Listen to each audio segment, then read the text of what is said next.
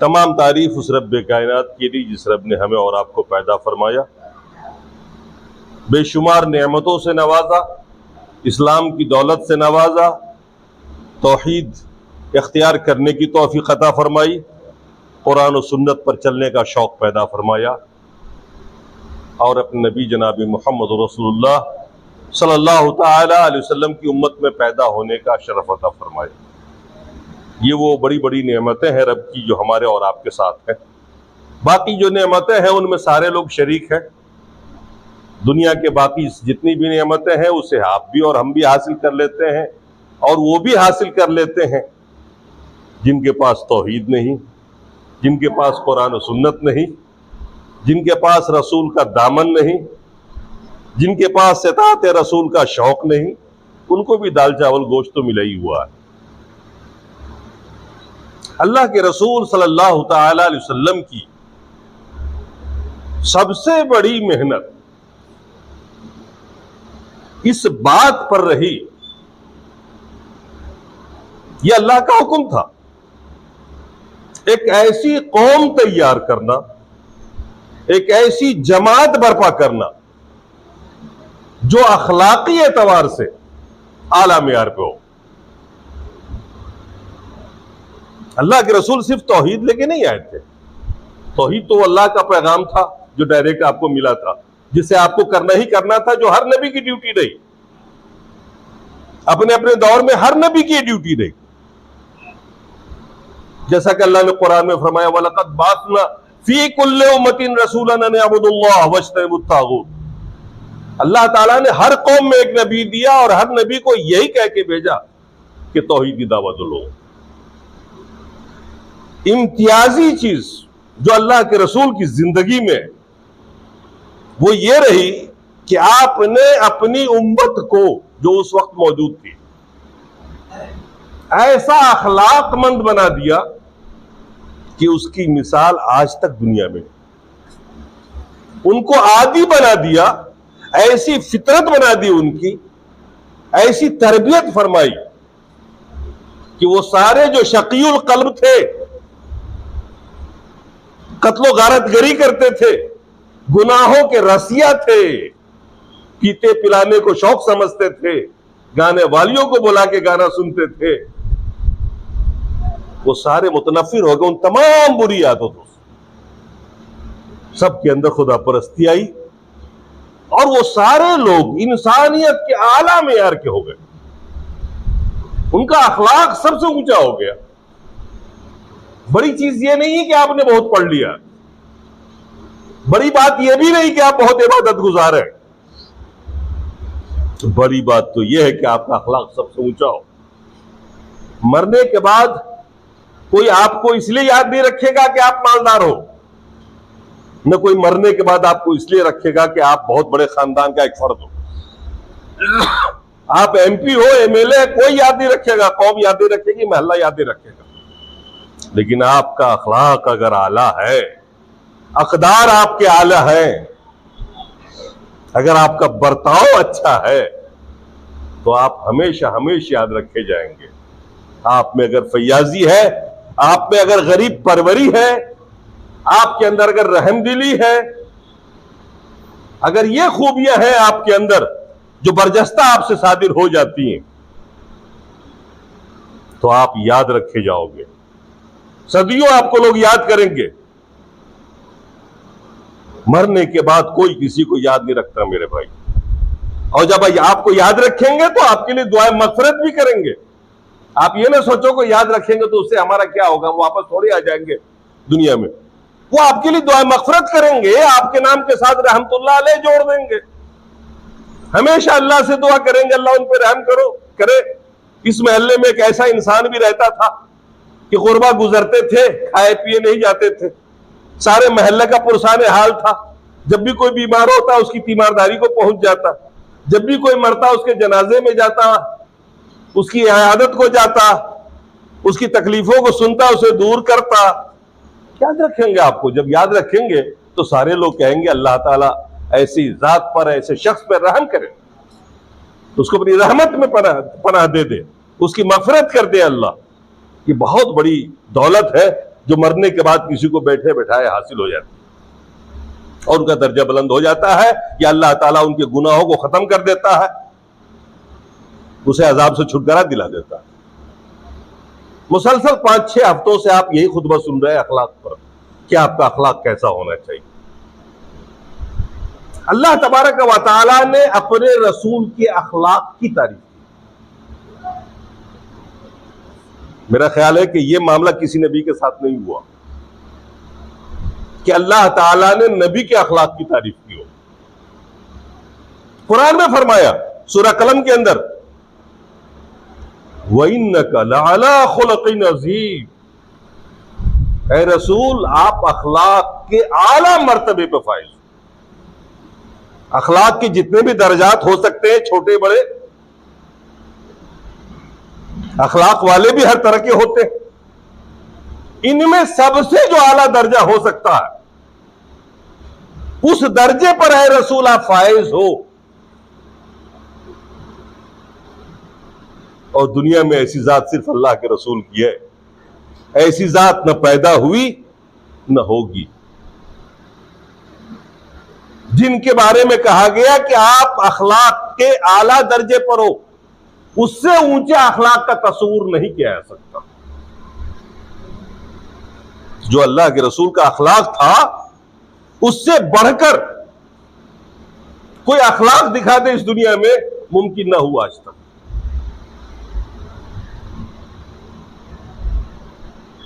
ऐसा अखलाक वाला फिर इस दुनिया में ना आया ना आएगा।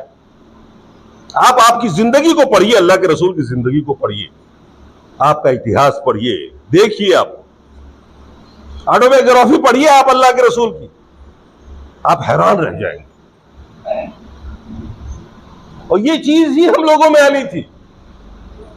13 साल तक अल्लाह के रसूल ने तौहीद के बाद, तौहीद के अलावा मुसलसल अखलाक की तरबियत की। वो इतनी आसानी से वो कौम बदलने वाली नहीं थी। जो कमर भर बुराइयों में लथपथ कौम थी।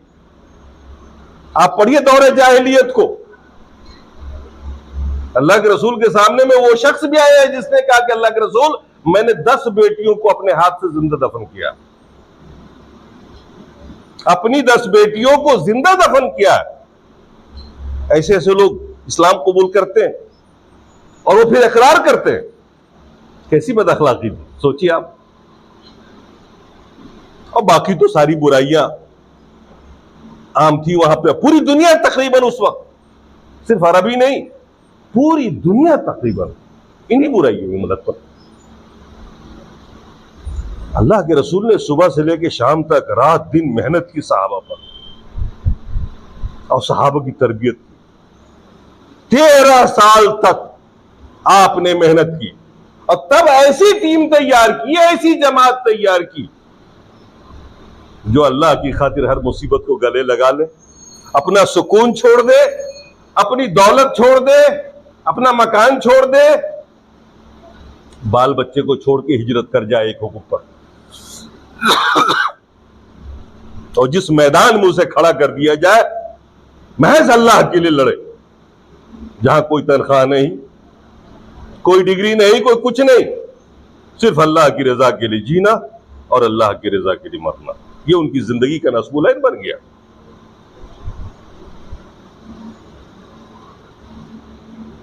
तो अल्लाह के रसूल सल्लल्लाहु अलैहि वसल्लम की तारीफ की अल्लाह तबारक व तआला ने, आपके अखलाक की, और फरमाया वइन्नका लअला खुल्क़िन अज़ीम, ये हमारे और आपके लिए बेहतरीन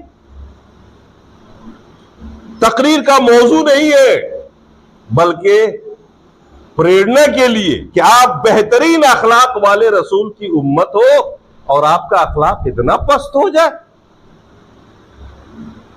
अल्लाह के रसूल ने नबूवत की जो आपकी जिंदगी है 23 साल, उनमें से 13 साल तक तो इसी में वक्त किया और बाकी मदीने में भी 10 साल आप तरबियत करते ही रहे,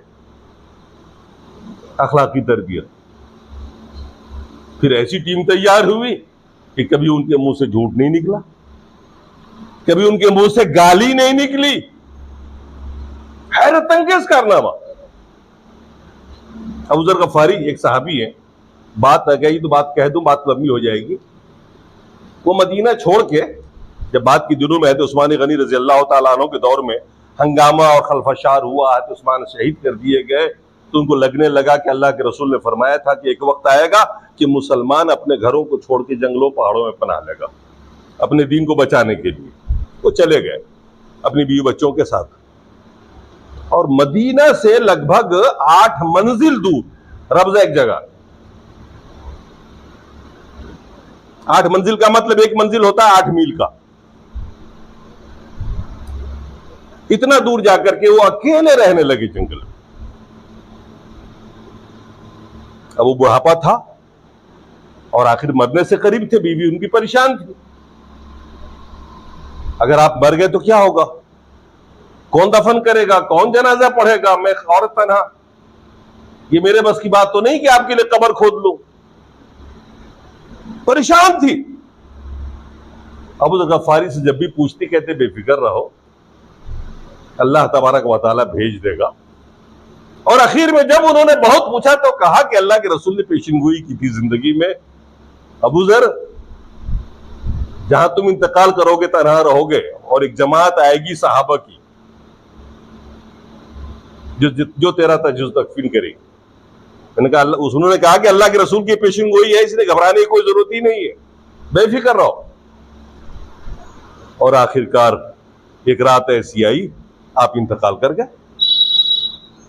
सुबह हुई, अब उनकी बीवी बार बार घर से बाहर निकलकर काफिले को देख रही, कहां से वो काफिला आएगा, किधर से आएगा, क्या होगा।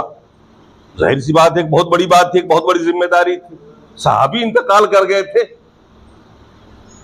और मामूली सहाबी नहीं थे, और मामूली भी होते तो भी दफन करने के लिए कुछ तो चाहिए, तन्हा खातून क्या कर सकेगी। और होते होते दिन गुजरता गया, बेचैन होती गई यहां तक कि शाम हो गई। और फिर शाम के वक्त गर्द उड़ाता हुआ एक काफिला चला आ रहा। वो कहीं गए थे जंग पे, लोग सब मदीना लौट रहे थे, उसी रास्ते में थे। उधर से गुजर हुआ, जब वो लोग यहां पहुंचे तो उन्हें मालूम हुआ कि सहाबी रसूल अबू ज़र गफ्फारी का इंतकाल हो चुका है यहां। फिर उन्हीं लोगों ने कब्र खोदी, उन्हीं लोगों ने जनाजा पढ़ा, उन्हीं लोगों ने तदफीन। कितना भरोसा था अल्लाह पर, और कितना जबरदस्त ईमान था अल्लाह के रसूल के एक इरशाद पर, एक पेशिनगोई पर। कैसे थे वो लोग। हम दिन रात हदीसें सुनते हैं मगर यकीन नहीं आता कि इस बात में जो कुछ है वो सच्चाई है। तो बात चल रही थी अल्लाह के रसूल की कि अल्लाह के रसूल का अखलाक सबसे बुलंद है, उससे बुलंद अखलाक का तस्वुर नहीं हो सकता। हजरत आयशा उम्मुल मोमिनीन रज़ियल्लाहु तआला अन्हा आपकी शरीक हयात है, हम सारे लोगों की मां। उनसे पूछा गया कि अल्लाह के रसूल का अखलाक कैसा था। किसी ने पूछा कि अल्लाह के रसूल का अखलाक कैसा था। ये उस वक्त की बात है जब अल्लाह के रसूल दुनिया से जा चुके थे। पूछने वाले ताबाई थे, उन्होंने कभी देखा तो था नहीं। हजरत आयशा ने एक जुमले में जवाब दिया, फरमाया काना खुल्कुहुल कुरान। अल्लाह के रसूल का जो अखलाक था ना वो कुरान है। देख लो, कुरान पढ़ के देख लो, जो कुछ कुरान में है वही अल्लाह के रसूल का अखलाक। गोया आदमी अगर कुरान पर आमिल हो जाए तो अखलाक रसूल से मुत्तसिफ हो जाएगा। बदकिस्मती यह है कि हम लोग 1% भी कुरान पर अमल नहीं करते।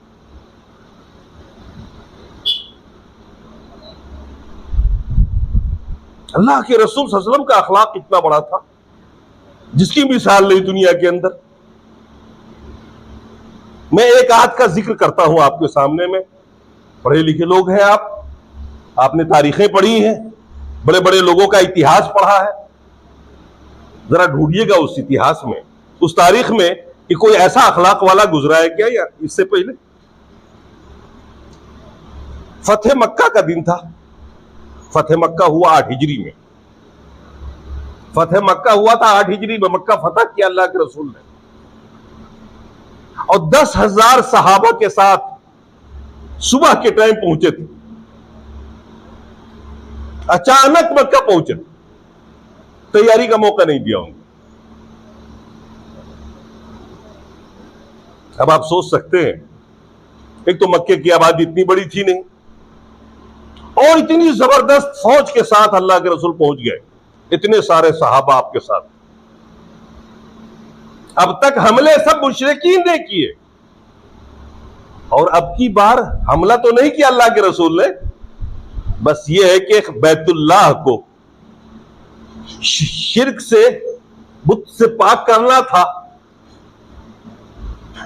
और आपको रोका गया था, मुसलमानों पर पाबंदी लगा दी गई थी कि कोई मुसलमान उम्रा नहीं कर सकता, हज नहीं कर सकता। पहुंचे आप। अब सोचिए, सुबह का वक्त था और पूरी ताकत के साथ अल्लाह के रसूल पहुंच रहे मक्के। और जब मक्के वालों को खबर हुई, हालत उनकी खराब हो गई, क्योंकि वो देख रहे थे कि अब हमारे पास इतनी बड़ी ताकत भी नहीं कि मुकाबला कर सके। समझौता उन्होंने किया था 16 हुदैबिया में, हिजरत के 6ठे साल, और तोड़ा भी उन्होंने। और तोड़ने का मतलब ही था कि अब हम एक दूसरे पे हमला कर सकते हैं। अब की बार अल्लाह के रसूल ने किया, और सुबह ही सुबह पहुंचे। अब वो सारे मक्के वाले आपके सामने थे, वो लोग आपके सामने खड़े थे जिन्होंने 13 साल तक आपको सताया था, 13 साल तक आपके सहाबा को सताया था। कई सहाबा और सहाबिया को तो शहीद भी किया था, कत्ल भी किया था उन्होंने अपनी दानिश, और वो सब सामने मौजूद थे। उनमें वो लोग भी मौजूद थे जिन्होंने आप पर जंगें मुसल्लत की थी, जिन्होंने चढ़ाई की थी, जंग बद्र आपसे लड़ी थी, ओहद लड़े थे, और अहज़ाब में तो पूरे अरब के लोगों को लाके मदीने को घेर दिया था, जबकि मुसलमानों की तादाद सिर्फ 500 की तादाद थी उस वक्त। और मदीने मुसलमानों को जड़ से खत्म करने के लिए, जड़ से उठा देने के लिए पूरे अरब को लेके आ गए थे। पूरे अरब ने आके घेर लिया था मदीने को, और 28 दिन तक घेरे रखा, पूरे 28 दिन तक घेरे रखा। एक एक मुसलमान को कत्ल करके जाएंगे, और आखिर अल्लाह की मदद आई और वो सारे भागने पे मजबूर हो गए। वहां वो सारे के सारे भागने पर मजबूर हो गए। वहां वो सब आपके सामने खड़े, वो खातून भी आपके सामने थी जिन्होंने जंगे ओहद में आपके चचा का कलेजा चाक करके, कलेजा निकाल करके चबाया था। वो सारे जालिम सामने खड़े थे। इधर वो सारे सहाबी भी मौजूद थे जिनका कोई ना कोई इनके हाथों से शहीद हुआ था। उनमें से बहुत सारे जो सताए गए थे, उनके सताने वाले भी सामने खड़े थे। क्या मंजर रहा होगा। अब तक ताकत में थे, वो मुसलमानों को कुचलते रहे थे, और अब जब कमजोर है तो सामने खड़े हैं। आज ताकत में अल्लाह के रसूल और सारे मुसलमान हैं, और ऐसे वक्त में एक कमांडर के मुंह से निकल गया, अल यौम यौमुल मलहमा, आज खून बहाने का दिन है, आज बदला लेने का दिन है। एक एक को भी नहीं छोड़ेंगे जिन्होंने हमको मारा, हमारे भाइयों को मारा। और अल्लाह के रसूल ने इस पस्त अखलाकी को बर्दाश्त नहीं किया। ये पस्त अखलाकी, अल्लाह के रसूल ने कहा, बदला लेना है पस्त अखलाकी, यह आपके निचले सोच होने की दलील है। अल्लाह के रसूल ने फौरन कमांडर को मुअत्तल कर दिया, जिस कमांडर के मुंह से निकला था, मुअत्तल कर दिया, सस्पेंड कर दिया वहां से, और उनके बेटे को कमांडर बना दिया। कितनी बड़ी सियासत थी। सियासत का हकीकी माना समझिए।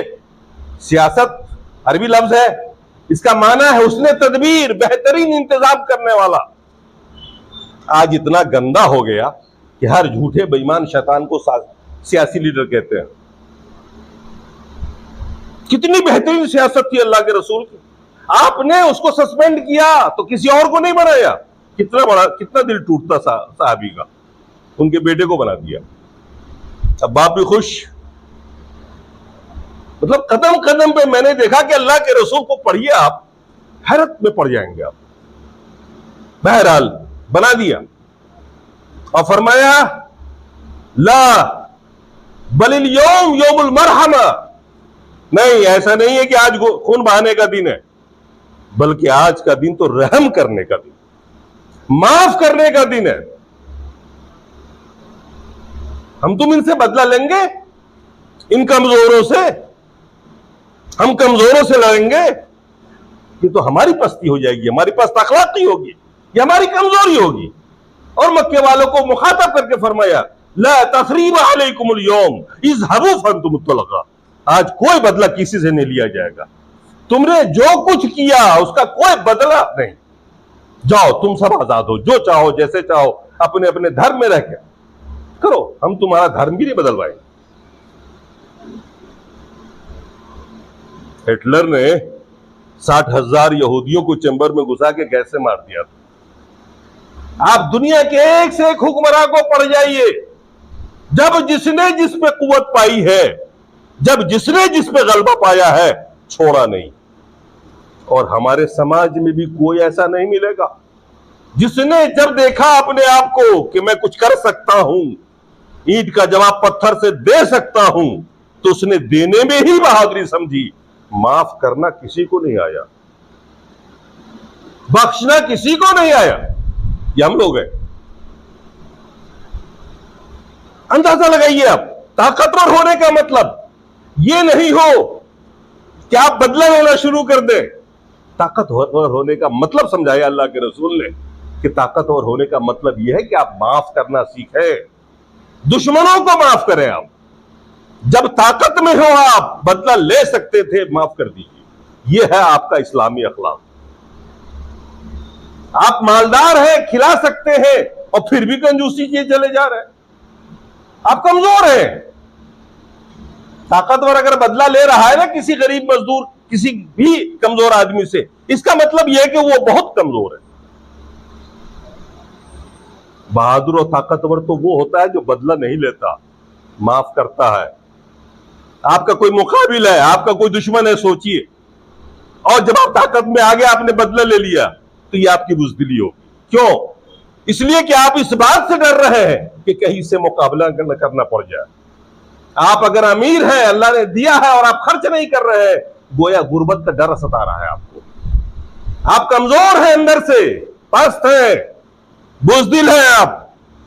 अगर ताकतवर और हिम्मतवर होते ना, तो उन सहाबा की तरह से लुटा देते। अल्लाह पे भरोसा रखते, जिसने आज खिलाया है, जिसने कल खिलाया था, वो आने वाला कल को भी खिलाते। ये अल्लाह के रसूल ने तालीम दी, और आपने सबको माफ कर दिया, सबको माफ कर दिया। खाने काबा को बुतों से पाक किया, अल्लाह की बड़ाई और जिक्र किया, और अल्लाह के नाम को बुलंद किया। वो सब कुछ किया जो अल्लाह ने हुक्म दिया वो करने, लेकिन किसी को तकलीफ नहीं पहुंचाई। मक्के का एक दरख्त नहीं काटा, बल्कि उसके काटने को हराम कहा, और आज तक वो हुर्मत बाकी है, पहले भी ये हुर्मत थी। ये अल्लाह के रसूल सल्लल्लाहु अलैहि वसल्लम ने अपनी जिंदगी में ये सबक दिया कि हमारी उम्मत ऐसी हो, हम आला अखलाक वाला बने। मेरे भाइयों, यह आपके हक में इस दुनिया में भी बेहतर है और आखिरत में भी बेहतर है। अल्लाह ताला ने कुरान में आपको यही हुक्म दिया, अल्लाह के रसूल को, इदफा बिल्लती ही अहसन, हमेशा बुराई का जवाब अच्छाई से दो। बुराई का जवाब बुराई से मत देना, गाली का जवाब गाली से नहीं देना, दुआओं से देना, ताकि उस दुश्मन पे तुम्हारा असर पड़े और वो तुम्हारा दोस्त बन जाए, उसके दिल को जीत लो। इस्लाम तलवार से नहीं, अखलाक से फैला है। आज हमारी बदअखलाकी से इस्लाम को नुकसान पहुंच रहा है। हम मुसलमान बदनाम नहीं हो रहे, बल्कि हम मुसलमानों की वजह से इस्लाम दुनिया में बदनाम हो रहा है। आज इस्लाम के खिलाफ इतने सारे बयानात जो आते हैं दुश्मनों के, क्यों आते हैं? उन्हें मौका कौन देता है? वो हम ही लोग तो देते हैं। आज गैर मुस्लिमों के लेकर मुसलमान लड़के चले जा रहे हैं। क्यों भाई? मुसलमानों में तहत पड़ गया क्या लड़कियों का, अच्छी लड़कियों का, पढ़ी लिखी लड़कियों का? आप एक मुशरिका को अपने घर में ला रहे हो, भले तुम इस्लाम कबूल करवा लो, तो शादी के लिए इस्लाम कबूल कर रही, कौन से दिल से कबूल कर रही है? शादी से पहले इस्लाम क्यों नहीं कबूल किया उसने? अगर इस्लाम के अंदर अच्छाई थी तो वो शादी के लिए कबूल कर रही है कि मैं आपका इस्लाम कबूल कर लूंगी, मुझसे शादी कर लीजिए। आप समझते हो बड़ा तीर मारा हमने मुसलमान बनाकर। अरे उसकी नीयत देखो आप, वो क्यों आ रही है आपके इस्लाम में? ऐसा इस्लाम अल्लाह को नहीं चाहिए। अल्लाह ताला ने और अल्लाह के रसूल ने जो बताया इस्लाम, वो कि दिल से कबूल करे, खालिस लिवजिल्लाह। मन काना आखिरु कलिमतिही ला इलाहा इल्लल्लाह खालिसन मिन क़ल्बिही। अल्लाह के रसूल ने फरमाया जिसका मरते वक्त आखिरी कलमा ला इलाहा इल्लल्लाह हो और वो खालिस दिल से हो, अल्लाह ताला जहन्नम को उस पर हराम करेगा, वो जन्नत में जाएगा। जिंदगी में भी जो इस कलमे का इकरार करेगा खालिसन मिन क़ल्बिही, वही जन्नत में जाएगा। सियासतन, शादी के लिए, किसी और मसलहत के लिए आदमी कलमा पढ़े जा रहा है, आप इस कौम में बने रहने के लिए कलमा पढ़े जा रहे हो, आप मुसलमान रहने के लिए ला इलाहा इल्लल्लाह मोहम्मद रसूलुल्लाह पढ़ रहे हो कि साहब एक समाज है, अगर इससे अलग नहीं पढ़ूंगा या नहीं मानूंगा तो लोग मुझे बाहर कर देंगे, मेरी शादी कैसे होगी, बच्चों की कैसे होगी। अगर आप इसलिए कर रहे हो तो मफाद परस्त हो आप। तौहीद का इकरार तो आपके दिल से होना चाहिए ना, इखलास के साथ कि वो माबूद बरहक एक ही है, दूसरा कोई इबादत के लायक नहीं, मोहम्मद अल्लाह के रसूल है। आपका दिल माने इसको, आपका जुबान ही नहीं बोले, आपका दिल बोले, अंदर से इकरार हो। इबादत एक ही जात रब की हो सकती है, रब के अलावा और किसी की किसी भी हाल में नहीं हो सकती। भले गर्दन हमारी तलवार पे रख दो, तो गर्दन पे तलवार रख दो, लेकिन हम ये नहीं कह सकते कि अल्लाह के अलावा भी कोई माबूद है। मोहम्मद रसूलुल्लाह है तो है, हम उनकी तबा करेंगे, ये हमारे ऊपर फर्ज भी है और ये हमारी जिम्मेदारी भी, क्योंकि हमारे रब ने हमें पाबंद बनाया इसका। हम इत्तबा रसूल करेंगे और रसूल के अलावा किसी की नहीं सुनेंगे, किसी की नहीं मानेंगे। ये जिम्मेदारी अल्लाह ने आप पे डाली है, क्योंकि मोहम्मद रसूलुल्लाह को आपका रसूल बनाया है। उनके अलावा किसी की बात भी दीन में नहीं सुनेंगे और नहीं मानेंगे। ये जिम्मेदारी आपकी है, यह आपका अखलाक भी है, यही आपकी पहचान भी।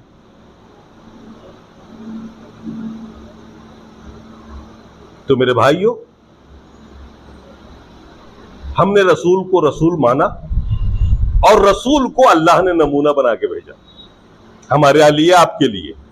और वो सिर्फ नमाज के लिए नमूना नहीं बने, वो सिर्फ रोजे के लिए नहीं बने, वो सिर्फ हज के लिए नमूना नहीं है कि आप नमाज सिर्फ पढ़िए रसूल की तरह से, बल्कि वो आपके लिए नमूना हर मामले में है।